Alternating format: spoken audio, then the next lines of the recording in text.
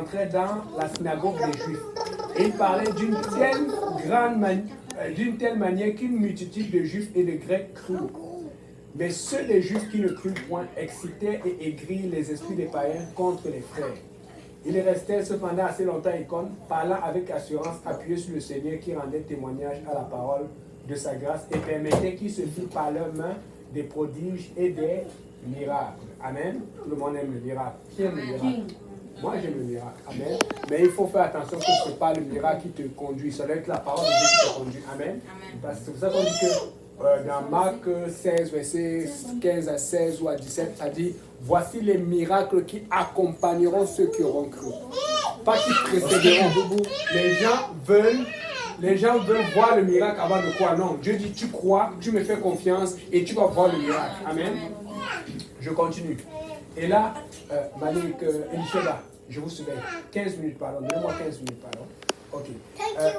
C'est ça. Donc, la population de la ville se divisa. Les uns étaient pour les Juifs, les autres étaient pour les apôtres. Est-ce que vous comprenez ça? Yes. La Bible ne dit pas que les uns étaient pour le peuple. Les uns étaient pour les Juifs, les autres pour les apôtres. Parce que les Juifs étaient déjà religieux. Ils parlaient de Dieu. C'est ça qui va se passer dans ce temps-ci. Ça s'est déjà passé avant, ça va encore se passer avant. Quand on est divisé, c'est la plus forte force du diable. Ce n'est pas la division parmi le peuple, parce que ceux qui pêchent sont déjà pécheurs. C'est la division dans l'Église.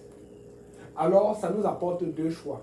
Soit on se rattache à eux pour pouvoir s'accommoder comme eux, ou soit on soit encore plus dur, on reste de l'autre côté.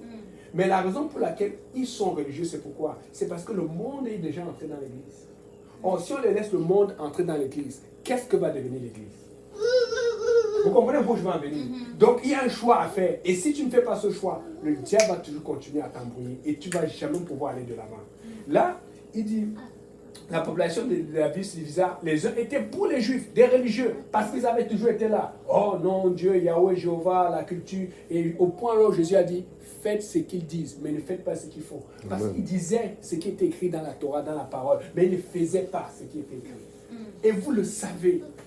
Des fois là, on est là, on crie. Vous pouvez regarder sur tous les toits partout. Vous allez voir des gens qui font vraiment de quoi ce qu'ils disent. On n'est pas en train de dire que tout le monde est parfait, mais vous pouvez voir des gens qui ne font pas ce qu'ils disent. Ou ce que la Bible dit. Amen. Donc, et puis, comme les païens et les juifs de concert avec leurs chefs se mettaient en mouvement pour les outrager et les lapider, Paul et Barnabas, en ayant eu connaissance, se réfugiaient dans la Lycaonie, dans les villes de la Lycaonie, à Lystre, à Derbe et dans la contrée d'alentour. Ils y annonçaient la bonne nouvelle. Amen. Donc, et regardez.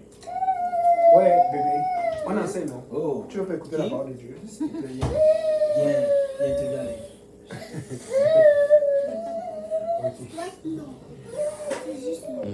Ok, donc maintenant, on continue. Là, ils venaient de se faire littéralement lapider ou on voulait les tuer. Ils ont fui. Amen. C'est quoi lapider? Lapider, c'est quand on te lance des cailloux sur ce que tu meurs. Ou on te frappe, on te fouette. C'est comme ça qu'on faisait. Et c'est pour ça que les gens ont voulu lapider Jésus. Parce que Jésus a dit, avant que Abraham soit, je suis. Et le seul qui disait je suis, c'est Dieu. Or, il n'a pas dit je suis, il a dit je suis. Et or, quand tu dis cela, pour un juif, c'est un blasphème. Mais là, ça apporte une chose. Si Jésus a blasphémé, c'est que Jésus a péché. Et s'il a blasphémé et qu'il a péché, il n'est pas Dieu. Mais s'il dit je suis et qu'il n'a pas blasphémé, ça veut dire qu'il est Dieu. Et il ne comprenait pas que c'était Dieu qui l'a parlé. La seule raison pour laquelle il pouvait dire je suis, c'est parce qu'il est vraiment Dieu. Mais les Juifs avaient raison parce que quand tu violais la loi de Dieu, ou quand tu, tu parjurais Dieu, qu'est-ce que tu devais te lapider. Ils faisaient ce que la Torah leur demandait. Mais le problème, c'est qu'ils étaient en train de lapider le mauvais. Ils étaient en train de lapider le vrai Dieu. Ok, donc Jésus a été lapidé. Ben, on n'a pas péché puisqu'il s'est enfui. Mais éventuellement, maintenant, c'est lui qui s'est laissé. La Bible dit que Jésus s'est laissé crucifié. Tu sais, quand on l'a arrêté, il a dit, regarde, quand on l'arrête, on coupe, tu te rappelles, on a coupé l'oreille de Pierre.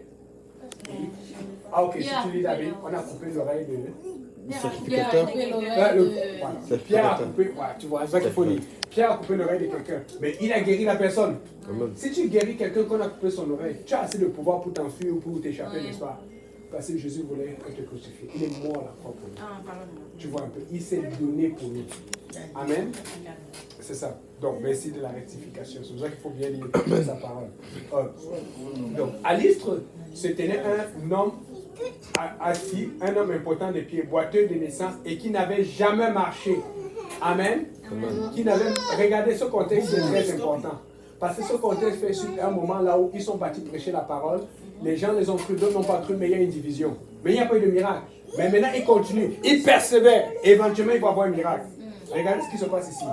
Il écoutait parler Paul et Paul, fixant les regards sur lui, voyant qu'il avait la foi pour être guéri, dit d'une voix forte, lève-toi, droit sur tes pieds, et il se leva d'un bond et marcha. Il voyait qu'il avait la foi. Il voyait qu'il avait la foi. Tu peux continuer. Amen. À la vue de ce que Paul avait fait, la foule n'est pas la voix, il dit en langue lycaonienne, les dieux sous une forme humaine sont descendus vers nous. Il appelait Barnabas Jupiter et Paul Mercure, parce que c'était lui qui portait la parole. Le prêtre de Jupiter, dont le temple était à l'entrée de la ville, amena des taureaux avec des bandelettes vers les portes. Il voulait de même que la foule offrir un sacrifice. Les apôtres Barnabas et Paul, ayant appris cela, déchirèrent leurs vêtements et se précipitèrent au milieu de la foule en s'écriant: ô homme, pourquoi agissez-vous de la sorte? Nous aussi, nous sommes des hommes de la même nature que vous, et vous, apportant une bonne nouvelle, nous vous exhortons à renoncer à ces choses vaines pour vous tourner vers le Dieu vivant qui a fait le ciel, la terre, la mer et tout ce qui s'y trouve. Ce que Dieu, dans les âges passés, a laissé tout. Okay. Voici mon point. Quand ils étaient avec les Juifs précédemment, on voulait les tuer. Amen. Amen. Mais là maintenant, ils viennent dans une autre ville, ils font un miracle. Là maintenant, on veut les glorifier. Le diable ne va jamais faire ce qu'il faut. S'il ne te lapide pas, il va t'élever. Et c'est le problème que nous avons dans l'église aujourd'hui. Tous les pasteurs, tous les gens qui s'appellent prophètes. Je parlais de ça à quelqu'un à qui je donnais l'étude biblique hier. Oui, je lui dis, est-ce que tu as remarqué quand tu viens chez nous, tu ne sais pas ce qu'est le prophète? Il dit, mais c'est vrai. Oui, je lui dis, mais on a des prophètes chez nous. Mais ce n'est pas comme dans d'autres églises. Quand tu rentres dans l'église, tu sais là que c'est prophète tel là-bas, c'est prophète tel. Parce que les gens cherchent l'honneur. Un prophète, c'est... Parce que quand tu regardes le prophète dans l'Ancien Testament, c'est quelqu'un qui souffrait. Amen. Les gens, ils s'habillaient de peau d'animaux, ils mangeaient les sauterelles du miel sauvage. Les prophètes avaient une vie qui était difficile. Prophète Samuel, il doit oindre David pour roi. On dit, va oindre David, dit Seigneur, comment je fais oindre David? Ça, il est le roi. Il a peur parce qu'il sait qu'on peut le tuer. Les prophètes se faisaient tuer comme cela. Aujourd'hui, tu es prophète, c'est un honneur. Quand tu es prophète, tu as peur. Ta vie n'est pas comme la vie des autres. Ton quotidien n'est pas comme la quotidien de vous. La consécration, tout ce que ça demande, c'est pas... Et c'est ça le problème que nous avons aujourd'hui. Les gens veulent trop l'honneur. Nous devons mettre l'honneur de côté et mettre la parole de Dieu en avant. Et qu'est-ce que Paul et Barnabas ont fait? Ils ont pris leurs vêtements, ils ont déchiré pour s'humilier. Bizarrement, ça tombait bien. Il m'a posé la question, c'est quoi veut dire déchirer les vêtements? C'est un signe d'humiliation. Parce qu'avant, les vêtements n'étaient pas légers comme ce qu'on a aujourd'hui. Dans le temps, c'est pour ça que regardez les films de Louis XIV, Louis XV, Louis XIII. C'était des gros vêtements. Pour déchirer quelqu'un, c'était difficile. C'était des vêtements solides. Et donc, quand il déchirait, c'est pour dire, je suis nul, je ne suis plus important que n'importe qui. Et quand tu voyais juste le vêtement arrière, c'est ça qu'on appelait pyjama. C'est ça qui était humiliant. Aujourd'hui, c'est humiliant quand on commence à voir tes jambes au truc. Alors qu'avant, c'était humiliant quand on voyait juste ton vêtement intérieur, même si c'était couvert. C'est incroyable comment le diable nous a eu. Où est passée cette sanctification qu'il y avait automatiquement avant? Mais là, il faut qu'on enseigne ça à tout le monde, la couverture. Avant, c'était normal. Tu vois, regarde. Tu regardes les... Vous avez vu les films anciens là? Pourquoi on a vu les films, les émois? Tu vois les robes des femmes, tu te demandes comment ça tenait. C'est comme s'il y avait des sangles. La robe des femmes, elle marchait, c'était gros comme ça là. Tu te dis, mais elle faisait combien de temps pour enlever et pour remettre? C'était tout un tailleur qui devait, ou pour 4, 5, 6 personnes qui devaient l'aider. Mais aujourd'hui, c'est tellement serré qu'elle doit faire comme ça pour tirer un peu la marche. Hey, c'est quoi ça? Où est-ce qu'on est parti? Il est tombé sur son jouet.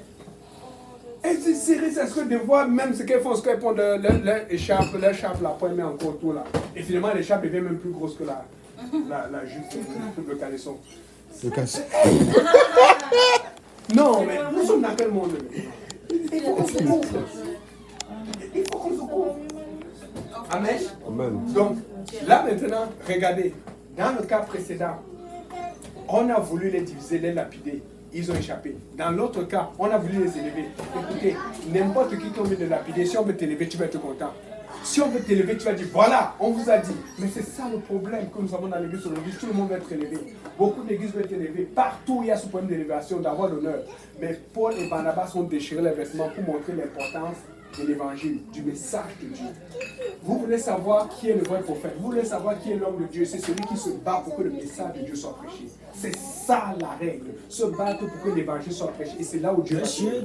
Si tu vois quelqu'un que Dieu bénit, alors qu'il ne prêche pas l'évangile, qui ne se bat pas, qui ne paye pas de son temps, de son énergie, qui ne paye pas de ses efforts, qui ne paye pas de son argent, qui ne fait pas des efforts pour que cet évangile avance, c'est un imposteur.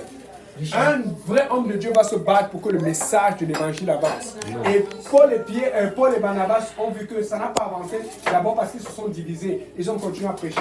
Maintenant, ça avançait trop vite au point où la Bible dit que le prêtre est parti, on appelait l'autre Mercure, l'autre Jupiter. On est parti prendre des animaux pour les sacrifier. Ils allaient être là et ils devaient rester maintenant, ils allaient devenir des dieux. Ils se sont dit non, nous ne sommes pas venus pour devenir des dieux, nous sommes venus pour vous montrer le vrai Dieu. Et c'est ce que Paul était en train de dire quand il était en train de lire. Vous voyez un peu la différence? Oh, tout message, regardez bien, j'insiste là-dessus. Ils se sont battus pour que le message de Dieu soit prêché. Amen. Mais vous allez voir beaucoup d'églises ou des gens qui se battent pour que le message soit ajusté, pour que ça puisse être reçu par quelqu'un. Non, c'est Dieu qui va s'occuper de la personne. Mais il faut que le message soit prêché. Il faut que la bonne nouvelle soit prêchée. Tout ce qu'on veut, c'est filtrer la bonne nouvelle pour dire non, eux ne peuvent pas supporter. Parce que le diable a travaillé fort. Ce n'est pas parce qu'il a travaillé fort que Dieu ne peut pas. Si je l'ai reçu, si vous l'avez reçu, ça veut dire que Dieu peut le faire avec d'autres personnes. Et c'est pour ça que les gens même ne croient pas. Parce qu'il y a tellement de gens qui prêchent la fausseté. Il y a tellement de gens qui prêchent le message du lien, qu'on se dit que non, pourquoi je ne peux pas avoir notre message là aussi? Ce n'est pas le message que Dieu nous a envoyé de prêcher. Paul et Barnabas se sont battus pour que le message soit prêché. Vous voulez la main de Dieu, vous voulez le salut, battez-vous pour le message. Le message, c'est la clé. Le message, c'est la clé. Et le message de la bonne nouvelle, on l'a. L'évangile.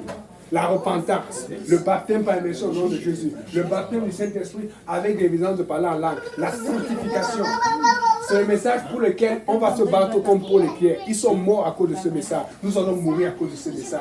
Ils ont souffert à cause de ce message. Nous allons souffrir à cause de ce message. J'insiste encore. Dans un cas précédent, ils étaient dans un cas là où il y avait la division, on voulait les lapider, on voulait les tuer. Dans l'autre cas, là maintenant on veut les élever. Je peux vous dire, ça va être facile de se faire élever. Mais est-ce que vous savez que quand on ne va pas dire ça, mais quand tu lis plus loin, à la suite, quand ils ont refusé, est-ce que vous savez que quand ils ont refusé de se faire élever, on a voulu encore les tuer? Est-ce que vous comprenez ça? On a refusé, puisqu'ils ont refusé de se faire élever, on a encore voulu les tuer. Parce que quand tu ne fais pas le plan du diable qui veut se débarrasser de toi, moi je vais faire le plan de Dieu. Dans le plan de Dieu, oui, il y aura des problèmes, mais je vais avoir l'intégrité du cœur. Oui, il y aura des problèmes, mais je vais avoir la paix du cœur. Oui, il y aura des problèmes, mais je vais avoir la droiture du cœur. Amen. Écoutez, maintenant, voilà la raison pour laquelle ce message va être attaqué tous les jours. Aujourd'hui, peut-être tu vas avoir la conviction, demain tu vas douter. Parce que l'ennemi va encore venir pour te dire, tu es sûr. C'est le même message. Or, pourquoi je dis ce que je viens de dire? Ce que je viens de dire, c'est pour ça, c'est parce que des fois, vous allez regarder Pasteur Kaosi, vous allez me regarder, je vous promets, vous allez voir des défauts. Même si le message est là, vous allez voir quelque chose. Ah, mais lui, il pourrait faire ce qu'il pourrait s'améliorer. Mais quand tu repars, d'où vient notre message? Ça vient de la parole de Dieu. Amen. Amen. Ce que je dis, ça va être la plus importante de tout l'enseignement. D'où vient le message? Ça vient de la parole de Dieu. Ça vient de qui? Ça vient des apôtres. Qu'est-ce que les apôtres ont fait? Ils ont fui qu'on voulait les lapider, mais ils ont continué de prêcher. Ils n'ont pas changé le message qu'on voulait les lapider. Amen. Et puis maintenant qu'on a voulu les élever. Attends, donne une minute. On va faire ça tous ensemble, pardon. Je peux venir s'asseoir ici. Ok, vas-y. Ils vont venir. C'est pas grave, ils peuvent s'asseoir ici. Vas-y, c'est bon. Okay. Là maintenant, J'insiste. Ça, c'est le point le plus important. Parce que nous avons besoin de direction. Parce que des fois même, tu vas dire, oh, trop, c'est pasteur, il y a des pasteurs d'essayer. Moi, j'ai besoin que Dieu me parle. Mais Dieu va te parler avec ce qui s'est passé avant. Puisque nous tous, nous lisons la même Bible. Amen. Mais alors, va voir ce que Pierre a vécu. Va voir ce que Paul a vécu. Va voir ce que Barnabas a vécu. Le message est là. Le message ne change pas. Mais si tu remarques bien, l'enseignement de d'autres églises, l'enseignement de beaucoup de gens ont tendance à modifier Barnabas. Parce que l'enseignement de la façon dont, bon, j'ai oublié, la façon dont agissent certains pasteurs ou certains prophètes aujourd'hui, c'est comme pour dire, Barnabas et Paul auraient dû accepter cette adoration. Prendre l'honneur, dire ça venait de Dieu. Mais on a vu qu'ils sont déchirés, ils se sont humiliés, ils se sont rabaissés pour dire que ce message ne passe pas parce que ce n'est pas ce que Dieu nous a donné. Donc je peux vous dire que si jamais vous ne voyez pas la référence à nous, si jamais vous ne voyez pas assez de témoignages à nous, vous avez la référence à la Bible. Ils sont là pleins. Des fois tu hésites, juste donne-toi un mois, commence à étudier Paul. Tu n'es pas sûr, donne-toi un mois, commence à étudier Pierre, vous allez voir. C'est la même chose, la redondance, le sacrifice, la prière, la consécration, le même message qui rebondit. Mais je ne sais pas comment ce message change maintenant quand je retrouve à Montréal. Pourquoi? Parce qu'il y a la poutine. Parce qu'il y a le... Qu'est-ce qui fait changer le message? Parce qu'il y a la tentation. Parce qu'il y a les LGBT. Parce qu'il y a... Pourquoi le message change? Le message doit rester le même parce que Jésus dit, je suis le même hier, aujourd'hui et éternellement. Alors, c'est ce message qui veut se battre. Tu veux la vraie bénédiction, c'est avec ce message. Dès que tu tournes le message, tu penses peut-être que tu es béni, mais la main de Dieu n'est plus avec toi. La main de Dieu est avec son message, le message de la bonne nouvelle. Et je vous dis, je vous exhorte, quand vous avez des doutes, repartez dans la Bible. Regardez ces hommes. Regardez même dans la maison de Dieu, ceux qui ont voulu tricher avec l'argent, qui ont voulu corrompre. Dieu les a frappés sur place, Ananias et Saphira. On a des exemples. Et donc tu te dis, mais les autres là, ils ont vendu, ils ont volé dans l'église, ça n'a pas marché. Peut-être qu'ils ne sont juste pas dans la bonne église parce que toi aussi tu parles là-bas, on ne prêche pas le bon message. Si tu vas dans une église qu'on prêche le message, quelqu'un se moque de toi avec ton argent, l'argent de Dieu, Dieu va s'en occuper. Parce qu'on envoie des gens, Dieu peut les frapper de maladie, de beaucoup de choses. Cherchez le message, la direction sur le message. C'est pour ça que ça va être des choses, ça va être des attaques et ça va continuer. Amen. Et pourquoi je parle de ça? Parce que je sais qu'en 2025, Hochelaga va être... Alléluia. Je vous dis, il faut résister. Cette attaque que vous voyez là, c'est parce que le diable voit ce qui va venir. C'est pour ça que vous allez voir des gens venir. Vous avez les gens qui vont adopter, mais après ils lâchent. Parce que le diable va mettre le paquet. Et vous savez comment le diable fonctionne? Il met le paquet, il envoie des sorciers, il envoie des gens qui vont tuer, il met le doute. Et la personne part, mais il vient te faire culpabiliser. Tu vois, regarde, je t'avais dit, ce n'était pas ça vraiment. Le message ne change pas. Tu n'es pas sûr du pasteur, tu n'es pas sûr de moi. Retourne dans la Bible, tu vas voir que le message n'a pas changé. C'est le même message qu'il faut prêcher. Peut-être la façon de prêcher peut changer, mais le message ne change pas. Le diable va tout faire pour te faire changer le message. Tu prêches le même message et Dieu va te rencontrer. C'est le même message que j'ai prêché avant qu'il avait nous tout le temps. On était avec d'autres de ses amis. La dernière fois, on était avec... C'est le même message qui amène les gens. C'est le même message qui a créé le réveil. C'est le même message qui a guéri les malades. Et la Bible dit, voici les miracles qui accompagneront ceux qui auront cru. Pas qui précéderont. S'il y a le miracle, c'est bon. Mais je veux d'abord avoir le message. Après le miracle, je suis content. S'il y a le miracle, il n'y a pas de message, je me méfie. Parce que le diable peut faire des miracles. Les sorciers peuvent faire des miracles. En tout cas, demandez à nos sœurs du Cameroun. On a des gens qu'on appelle Alamimou. Ce sont des musulmans du Nord. Là. Ils ont des écorces là. Tu vas lâcher, ils te font des choses. Et ça fonctionne. Mais après le retour de ça, là, les choses qui te suivent après, il y a des choses qu'on appelle le femme là, des choses bizarres qu'on a vécues. J'ai déjà vu des crânes dans mon village. C'est des choses qu'on veut te consacrer, tout ça là. Tu dis non. Je connais des gens de la famille qui ont été consacrés, mais pour sortir, ça va être difficile, un gros prix à payer. Il y a des choses pour moi on a réclamé parce que quand, et c'est ça qui fait que des fois tu n'arrives pas à avancer dans la vie, mais il faut détruire cela. Tu dis Seigneur, j'adopte le message, je refuse tout cela, je retire cela. C'est ce message qui va changer Haïti. C'est ce message qui va transformer la situation là-bas à Port-au-Prince. C'est ce message qui va changer nos familles. C'est ce message qui va nous transformer. Mais pour avoir ce message, ce n'est pas facile. Parce que ce message demande la consécration. Ce message nous rapproche de Dieu. Mais Dieu est saint. Je vais finir avec cela. Le plan du tabernacle qu'on avait vu la dernière fois, c'était constitué de beaucoup de choses. On avait vu la chose particulière qui avait à l'entrée, c'était l'autel des reins, l'autel du sacrifice, et la cuve des reins. Et les reins, c'est comme le bronze. C'est fort, c'est puissant, mais ce n'est pas la même chose. Mais quand tu es entré dans le lieu saint, c'était d'or, chandelier d'or. et puis le propitiatoire d'or sur l'arche de l'alliance qui était un d'or à l'intérieur et à l'extérieur, mais qui était fait en bois d'acacia, qui était un bois très dur qui montre l'humanité. Donc tu vois que quand tu sors, quand tu pars du dehors vers l'intérieur, ça devient plus sain. Quand tu pars du dehors vers l'intérieur, ça devient plus pur. Amen. Nous tous qui avons des appartements ou des maisons, quand on nettoie son appartement et qu'un enfant, quelqu'un vient salir, tu vois comment ça te fait? Tu veux que la personne qui rentre là où tu as nettoyé soit propre. Quand tu fais la fête, tu veux que la personne qui rentre chez toi ait au moins son habit de fête pour qu'on dise que wow, tout le monde est bien habillé à ta fête.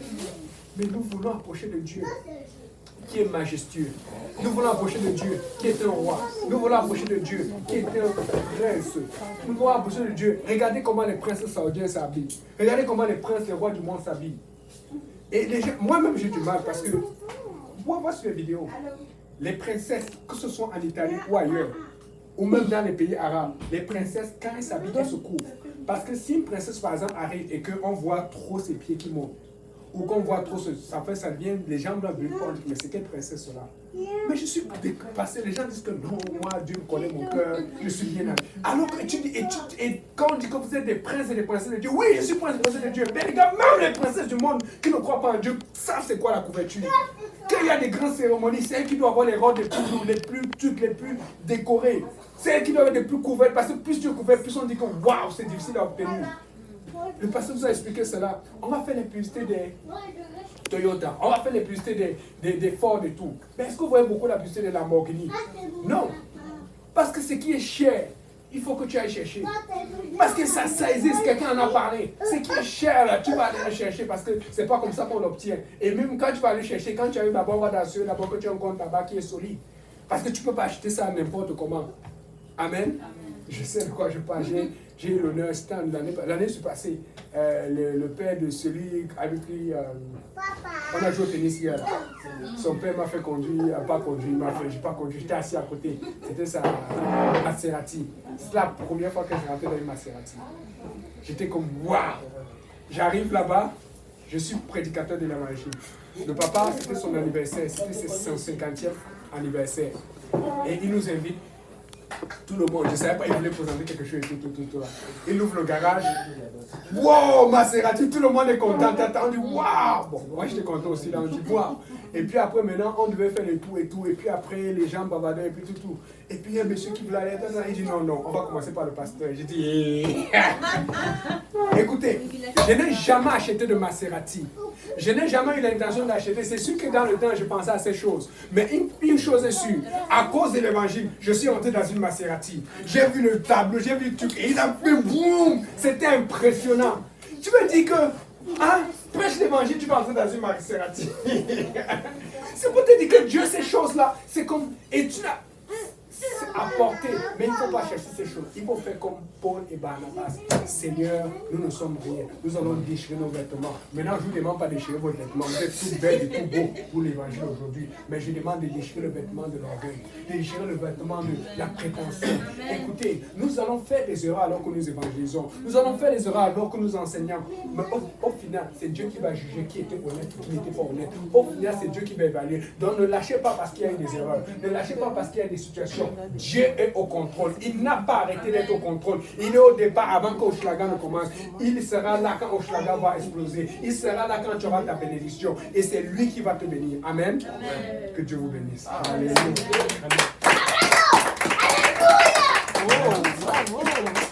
On peut commencer les hostilités.